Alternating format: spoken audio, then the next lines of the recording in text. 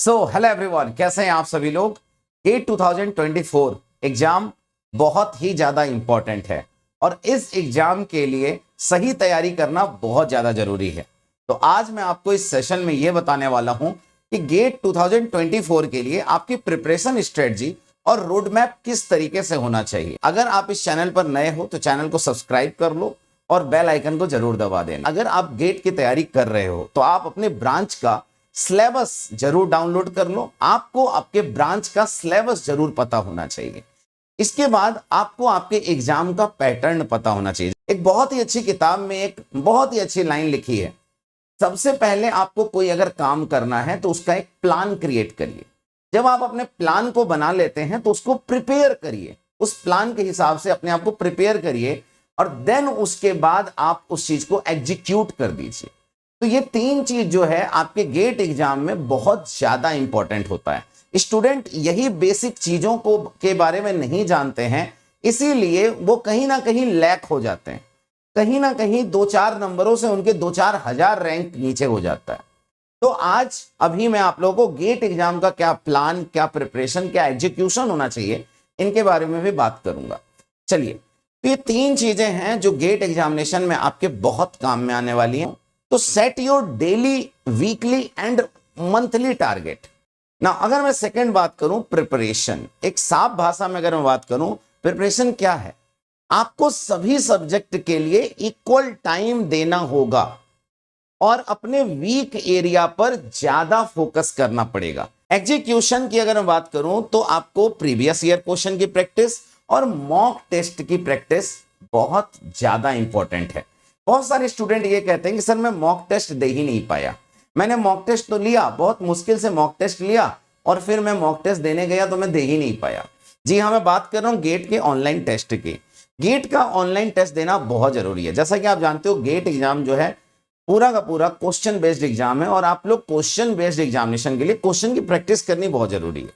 और जब आप ये क्वेश्चन की प्रैक्टिस के लिए तैयार होते हो तो आपके सामने दो चीजें आती हैं। या तो सर मैं फाइनेंशियली इतना स्टैंड नहीं करता हूं कि मैं कर पाऊं, या मैं अगर बात करूं तो मैं सर करता भी हूं तो मेरे से हो नहीं पाता है। तो यहां जो है सबसे ज्यादा इंपॉर्टेंट पड़ता है ऑनलाइन टेस्ट सीरीज। तो ऑनलाइन टेस्ट सीरीज इतना महत्वपूर्ण क्यों है, तो उसका सबसे बड़ा रीजन यही है कि गेट एग्जामिनेशन के लिए टेस्ट सीरीज से आपको क्या होता है, आप सब्जेक्ट वाइज टेस्ट, आपको पूरा गेट का एक माहौल मिलता है, हर एक टाइप की चीजें मिलती।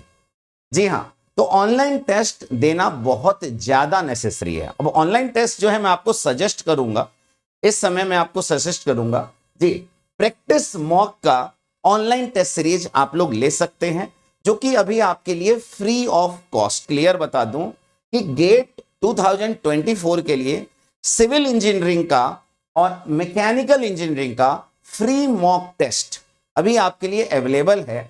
आप लोग यहां से देख सकते हैं प्रैक्टिस मॉक पे, ठीक है ना। प्रैक्टिस मॉक में आपको free of cost test series देखने को मिलता है।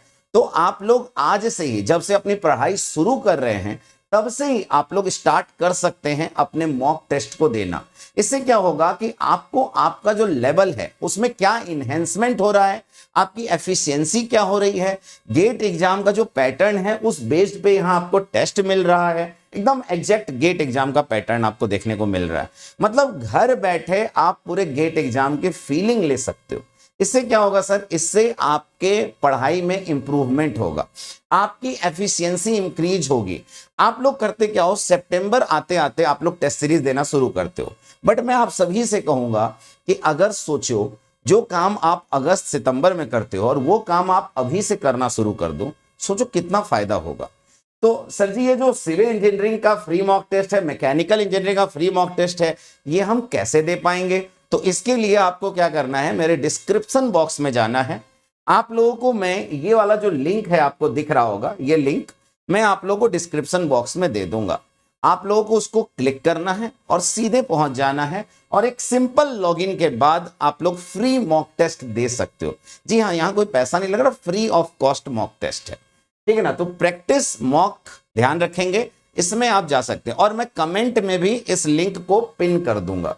तो आप लोगों को आज से ही मॉक टेस्ट को फोकस करना है, चाहे आप सिविल के हो चाहे आप मैकेनिकल के हो, आप लोग यहां देना शुरू कर सकते हो। चलिए आगे बढ़ते हैं अपने प्रिपरेशन में। अगर मैं बात करूं कि सर और क्या कर सकते हैं, तो सर आप फोकस कर सकते हो अपने जनरल एप्टीट्यूड वाले पार्ट को। सर ऐसा कैसे? जनरल एप्टीट्यूड जो है ना 15 मार्क्स का आता है, आपको ये बात पता है? तो जनरल एप्टीट्यूड को अगर आप शुरू से ही प्रैक्टिस करोगे, स्टार्टिंग से ही अगर आप फोकस करोगे, तो जनरल एप्टीट्यूड आपका बहुत अच्छा हो जाएगा। तो सर जनरल एप्टीट्यूड बहुत बड़ा है, क्या क्या फोकस करें, किस चीज को फोकस करें? तो टेंशन की कोई बात नहीं है, ठीक है ना। आपने देखा होगा, आपने ऑब्जर्व किया होगा, मैंने एक वीडियो बनाया हुआ है 8 topic in 8 minute, best strategy है 15 आउट ऑफ 15। गेट एग्जाम का जो जनरल एप्टीट्यूड का सेक्शन है, इसको आपको किस तरीके से पढ़ना है, वो सभी बातें मैंने एक यूट्यूब वीडियो में आपको बताई हुई हैं। तो आप इस वीडियो को बहुत ही आसानी से देख सकते हो, इसी यूट्यूब चैनल पे है, आप देख लेना। नाउ अब इसके बाद अगर मैं बात करूं, जब आप जनरल एप्टीट्यूड का टेस्ट जब आप पढ़ाई कर लेना, तो कोई भी सब्जेक्ट जब आप पढ़ना, तो कोशिश करना कि आप टेस्ट जरूर दें, आप टेस्ट जरूर दें ना। अगर मैं बात करूं आगे, होता क्या है, सबसे बड़ी कमी क्या है स्टूडेंट्स के अंदर? सबसे बड़ी कमी तो यह है कि सर हम लोग क्या करते हैं ना, सबसे पहले पीडीएफ इकट्ठा कर लेते हैं, फिर उसके बाद क्या करते हैं, बहुत सारी चीजें, ये बुक वो बुक, बहुत सारी बुक्स को हम लोग क्या करते हैं, इकट्ठा कर लेते हैं। और बुक्स को इकट्ठा करने के बाद हम लोग क्या करते हैं, अब इन बुक्स का पढ़ाई करने की जब बारी आती है, तो हम लोग कंफ्यूज हो जाते हैं, क्या पढ़ें क्या छोड़ें। तो इसीलिए किसी भी एग्जाम के लिए ना सबसे पहला पॉइंट यही होना चाहिए, मिनिमम रिसोर्स में मैक्सिमम कितना आउटपुट निकल पाएगा। तो आपको करना क्या, ये रूल अपनाना है, मिनिमम रिसोर्स मैक्सिमम रिवीजन। चाहे आप आज आईएएस का एग्जाम देख लो, चाहे आप यूपीएससी का आईएएस का एग्जाम देख लो, आज अगर वहां कोई भी सक्सेस पा रहा है ना, तो आप उससे जब पूछोगे ना, तो वो एक ही बात आपसे कहेगा, जानते हो क्या, कि मेरे पास रिसोर्स मेरा मिनिमम था, मेरा रिसोर्स फिक्स था कि मैं इतने को ही करूंगा, और मेरा जो रिवीजन पार्ट था ना, वो बहुत बार था। तो मिनिमम रिसोर्स मैक्सिमम रिवीजन हमेशा सक्सेस का रास्ता खोल देता है। ध्यान रखिएगा, everything is possible when you believe in yourself. अपने ऊपर विश्वास रखो और कम रिसोर्स के साथ आप ज्यादा से ज्यादा रिवीजन करके आप प्रैक्टिस कर सकते हो, ठीक है ना। आप ज्यादा से ज्यादा रिवीजन करें, ज्यादा बेटर रहेगा, और जितना ज्यादा आप रिवीजन करेंगे उतना ही ज्यादा आपके लिए फायदेमंद होगा, ठीक है ना। अब इसके बाद क्या होता है कि सर हमारा जो नेक्स्ट स्टेप है सर, जिसको हमें अभी से फोकस करना चाहिए, वो क्या है, वो है हम सभी लोगों के लिए वर्चुअल कैलकुलेटर। सर होता क्या है ना, कि जब मैंने पूरी प्रिपरेशन कर ली, अब गेट एग्जाम के जब गया था एग्जाम देने, तो हुआ क्या, वर्चुअल कैलकुलेटर ने मेरा साथ नहीं दिया, या इस वर्चुअल कैलकुलेटर में मेरे को वैल्यू पुट करने नहीं आता। मैंने तो एग्जाम से 4 दिन 5 दिन पहले वर्चुअल कैलकुलेटर में वैल्यू पुट करना सीखा। ये सबसे बड़ी कमी है आपकी। तो आपको क्या करना है, how to use virtual calculator for GATE exam, इसको आप सर्च कर लेना, ये भी वीडियो आपको मिल जाएगा, ठीक है ना। या आप इसके बारे में एक अच्छे से पढ़ लेना। आपको स्टार्टिंग से ही क्या करना है, इस वर्चुअल कैलकुलेटर को आपको स्टार्टिंग से ही यूज करना है, क्योंकि अभी आप अगर शुरुआत करते हो वर्चुअल कैलकुलेटर चलाना, तो आपके पास अभी समय है, आप अच्छा खासा प्रैक्टिस कर सकते हो, ठीक है ना। जैसा इस साल आपने देखा कि इतनी सारी पीएसयूज आई है, ठीक है ना, तो आप तैयार हो जाइए नेक्स्ट ईयर के लिए भी। नेक्स्ट ईयर भी कुछ ऐसा ही होने वाला है। अगर मैं नेक्स्ट बात करूं, जो ये सबसे बड़ी कमी, अगर आप वर्चुअल कैलकुलेटर कमांड कर लेते हो, that is very very important. अब नेक्स्ट की बात करता हूं, that is very very important, वो है हमारा रिवीजन। अगर मैं रिवीजन की बात करूं माय डियर, रिवीजन कहते हैं कि अगर आप कितना भी प्रैक्टिस कर लो, कितनी भी सारी चीजें कर लो, लेकिन अगर आप रिवीजन ना करो तो सक्सेस नहीं मिलेगा। तो revision is very very important. तो रिवीजन करना ना भूलें। कम से कम अगर आप गेट एग्जाम देने जा रहे हो, तो आपके सब्जेक्ट का मिनिमम 7 to 8 टाइम्स रिवीजन होना नेसेसरी है। अब तुम सोच रहे हो कि सर इतना कैसे करें, सर शॉर्ट नोट्स बना के रिवीजन करें क्या? बिल्कुल आप कर सकते हो। यहां आप शॉर्ट नोट्स बना के भी रिवीजन कर सकते हो। आपको करना क्या, आपको शॉर्ट नोट्स बनाना है, उसका 1-2 बार रिवीजन करते रहना है। आपको वीकली मंथली रिवीजन करते रहना है, सब्जेक्ट्स के रिवीजन करते जाने हैं और टेस्ट देते रहना है।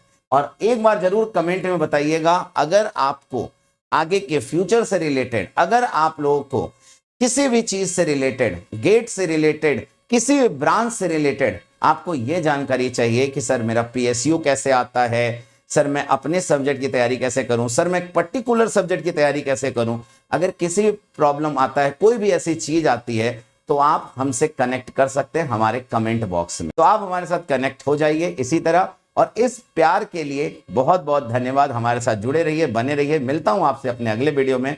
तब तक के लिए सभी को till then enjoy, bye bye. तब तक के लिए सभी को जय हिंद, जय भारत।